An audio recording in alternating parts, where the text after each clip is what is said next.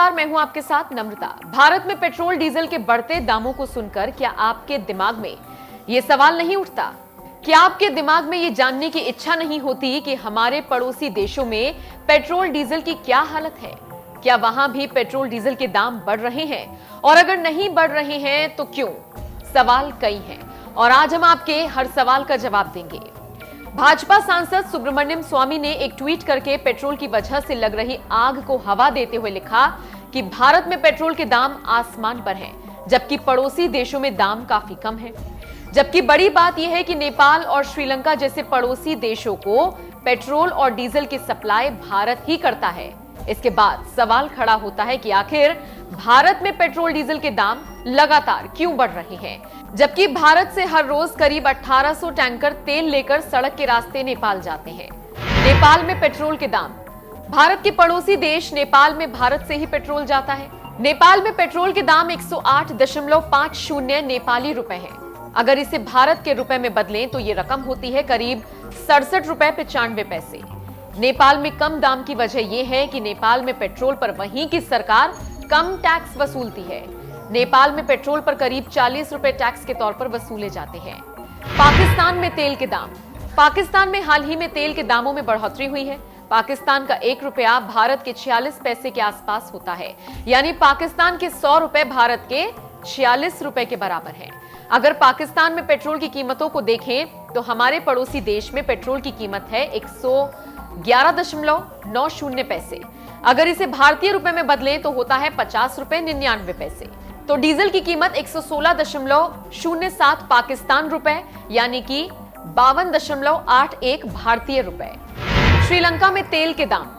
अब श्रीलंका में पेट्रोल के दामों की बात करते हैं तो यहां फिलहाल 161 श्रीलंकाई रुपया प्रति लीटर है, यानी कि भारतीय मुद्रा के मुताबिक 61 रुपए।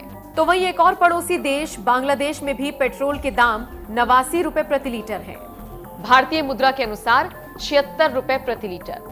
तो वहीं इन सभी देशों से गरीब और छोटे देश भूटान में तो इन सभी देशों से सस्ता पेट्रोल मिलता है। जहां पेट्रोल 49 रुपए प्रति लीटर है तो डीजल 46 रुपए प्रति लीटर के आसपास। भूटान में पेट्रोल डीजल भारत से ही जाता है। इन आंकड़ों के बाद हम भारतीयों के दिमाग में एक सवाल आता है कि हमारे देश से ही इन सभी देशों में पेट्रोल डीजल जा रहा है, तो फिर हम ज्यादा पैसे क्यों दे रहे हैं? तो जनाब, इसके पीछे की वजह आप भी समझिए। दरअसल भारत में पेट्रोल और डीजल के जरिए केंद्र और तमाम राज्य सरकारें अपना खजाना भरने का काम करती हैं। पेट्रोल डीजल के जरिए केंद्र और राज्य सरकारों को मोटी कमाई होती है। साथ ही भारत अपनी जरूरत का लगभग 85% कच्चा तेल विदेशों से मंगवाता है और देश में मौजूद रिफाइनरी में उस तेल को रिफाइन करके इस्तेमाल के लायक बनाया जाता है। हम आपको दिल्ली का उदाहरण देकर पूरा गणित समझाते हैं। 1 फरवरी 2021 के दिन दिल्ली में 1 लीटर पेट्रोल का बेस प्राइस था 29 रुपए 34 पैसे।